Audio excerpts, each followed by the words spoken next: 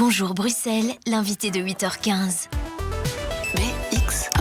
C'est Tristan Roberti qui est notre invité ce matin. Tristan Roberti, député bruxellois, président notamment de la commission environnement et énergie au Bonjour. Parlement bruxellois, membre d'Écolo 2024. Pour vous, ce sera objectif communal ? Effectivement, donc hier soir, j'ai eu la chance et l'honneur d'être désigné comme tête de liste pour Écolo à Watermal-Boisfort. Vous savez qu'Olivier Deleuze avait annoncé qu'il ne briguait pas un nouveau mandat et donc nous avions la nécessité bien de nous mettre en ordre de marche pour les élections. Et maintenant, c'est chose faite puisque j'ai été désigné en duo avec Aurélie Sapa, qui est notre jeune chef de groupe de 24 ans. Ouais. Pourquoi est-ce que Écolo désigne aussitôt ses têtes de liste ? Les élections communales, c'est en octobre 2024, donc il reste presque un an et demi. C'est une volonté de se mettre en ordre de marche, de montrer qui seront les têtes de liste, qui leur permettront aussi de composer la liste par la suite. On doit aussi maintenant s'atteler à la préparation du programme. Et donc voilà, c'est simplement une volonté de pouvoir fonctionner, de pouvoir avancer. Alors, vous serez donc tête de liste. J'imagine que vous êtes candidat bourgmestre et que pour vous, l'objectif, ça va être de garder ce majorat dans l'escarcelle d'Écolo. Ça va être facile, pas facile ? C'est pas évident de succéder à Olivier Deleuze ? C'est très clair que je suis candidat bourgmestre. Vous savez, Watermal-Boisfort, c'est une commune très agréable, très attachante, dans laquelle moi je vis depuis ma naissance. Commune bobo, disent les mauvaises langues. Oui, je pense que ça c'est une caricature parce que la commune évolue beaucoup. Je rappelle quand même qu'on a 18% de logements sociaux sur le territoire de la commune et qu'on a une population qui évolue, une population aussi qui se rajeunit. Et effectivement, je suis candidat bourgmestre parce que j'ai un parcours assez long de conseiller communal, d'échevin, de député, qui me permet maintenant d'appréhender cette fonction assez sereinement. Oui, mais Tristan Roberti, en 2019, vous aviez fait le choix de la région. C'est-à-dire que vous n'étiez plus échevin à Watermal-Boisfort, vous étiez donc monté au Parlement régional, où vous êtes investi. C'est un petit peu retour en arrière et le retour de balancier aujourd'hui ? Ce serait comme un enfant qui part de son village pour travailler à la ville et puis qui, après quelques années, revient dans son village pour s'y investir. C'est vraiment un village, Watermal-Boisfort ? C'est l'image que vous en avez ? Il y a un esprit village dans chacun de nos quartiers, oui. Il y a une cohésion sociale, il y a une bonne entente entre les gens. Oui. Est-ce que ça veut dire qu'en 2024, vous ne serez pas candidat au Parlement régional ? Je ne serai probablement pas candidat au Parlement régional. Simplement, donc, ma priorité, ce sera la commune. Et si je suis désigné bourgmestre, évidemment, c'est une fonction que j'exercerai à temps plein, sans autre fonction, sans autre mandat. Mais donc probablement, ou sûrement pas ? Alors simplement, c'est parce que, vous savez, chez Écolo, les décisions se prennent collectivement et cette discussion n'a pas encore eu lieu, mais je pense que maintenant, tout le monde aura compris aussi chez Écolo et à l'externe que ma priorité, c'est la commune. Alors, la commune, il y a énormément de choses qui y bougent. Il y a la Place Kem qui va être refaite. Il y a maintenant un food market qui vient s'installer. On a eu la rénovation du bâtiment AXA qui est transformé en hôtel de luxe. Ça a bougé suffisamment. Est-ce que le bilan d'Olivier Deleuze est bon ? Et s'il est bon, qu'est-ce que vous allez pouvoir faire de plus ? C'est vrai qu'en fait, j'arrive à un moment où une série de gros dossiers sont réglés. Pour AXA, on avait très peur. Rappelez-vous de l'époque où l'ambassade américaine voulait s'installer sur le site et détruire le bâtiment. Et on était intervenu à l'époque en demandant que ce bâtiment soit protégé, ce qu'on avait obtenu à l'époque. Et donc, c'est un gros dossier pour nous qui est entre guillemets derrière nous.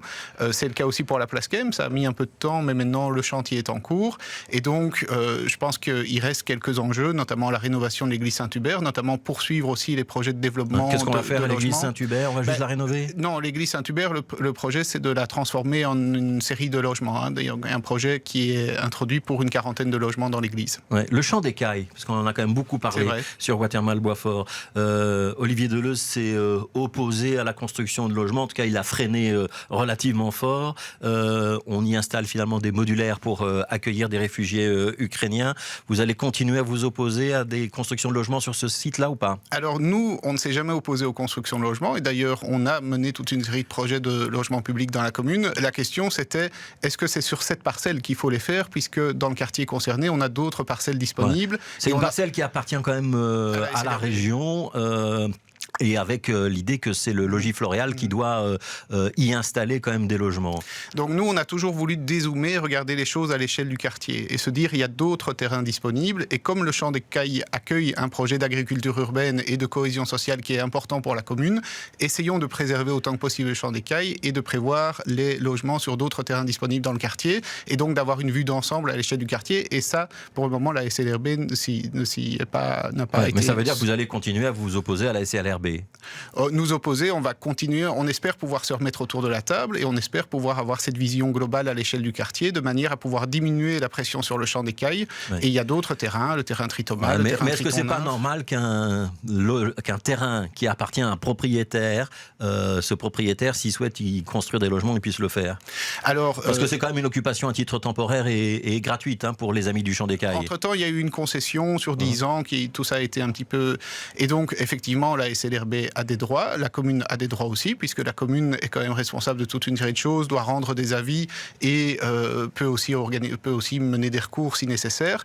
Et donc, nous, on souhaite que ça se fasse dans le dialogue. Et d'habitude, la SLRB dialogue avec les communes et cherche à être en bonne entente avec les communes. C'est pas le cas là ? Et ici, on est un peu surpris du caractère un peu brutal qui consiste à avancer avec un projet sans que ça n'ait fait l'objet de concertation et d'un accord. Ce sera un thème de campagne, le champ Oui, d'écailles à évidemment. Watermal-Boisfort. Le champ d'écailles, vous savez, il est dans le cœur des gens de Watermal-Boisfort. Donc les gens nous interpellent en permanence sur l'avenir de ce site. Et d'ailleurs, encore hier, il y a une série d'artistes, Bouli Lanners, Cody et autres, qui ont sorti une vidéo pour appeler à la préservation du champ d'écailles. Donc ça dépasse même le cadre de Watermal-Boisfort. Oui, c'était un appel plus général que le champ d'écailles d'ailleurs. C'est contre ce qu'ils appellent la bétonisation de Bruxelles de manière générale.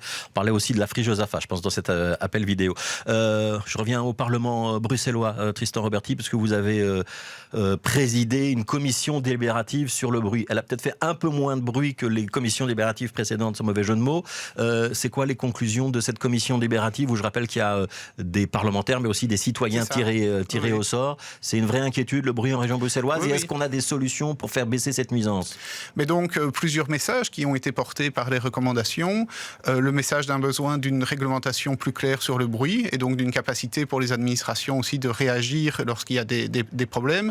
Le message d'un besoin de dialogue entre les gens, mais aussi entre les gens et les exploitants d'établissements bruyants, notamment par l'idée de charte de voisinage, de bon voisinage, et aussi des messages sur toute une série de choses concrètes permettant de diminuer les nuisances de bruit. On a par exemple dans la commission l'idée de créer des rames de métro sans bruit, comme ça se fait pour le moment avec les trains, où on crée des wagons silencieux. Ouais, ça veut dire que c'est pas le métro qui ne fait pas de bruit, ce sont les passagers à l'intérieur du métro qui doivent éteindre leur portable, le mettre sur silencieux et s'abstenir des conversations et de musique. Et éviter les haut-parleurs, éviter la musique amplifiée, des choses comme ça. Et donc il y a une série de messages aussi sur la mobilité, les gens ne s'y sont pas trompés.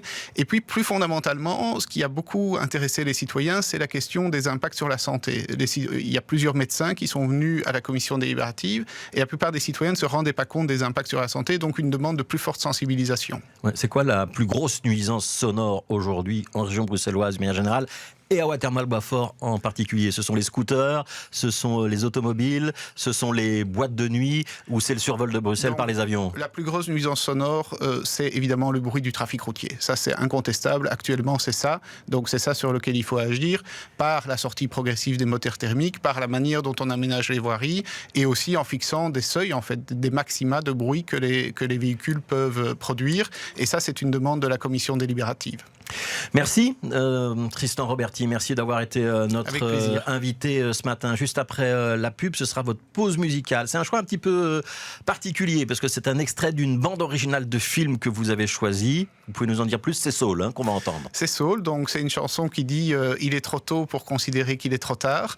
Et donc d'abord c'est une très belle chanson, un peu mélancolique, mais je fais aussi référence à votre édito de ce matin sur le climat. Et je trouvais que c'était un clin d'œil intéressant en matière de lutte contre le réchauffement climatique. Il est trop tôt pour se dire qu'il est trop tard. Voilà, c'est un extrait de la bande originale du film Cowboy. Et Saul a longtemps habité à Watermal-Boisfort, donc c'était aussi un clin d'œil.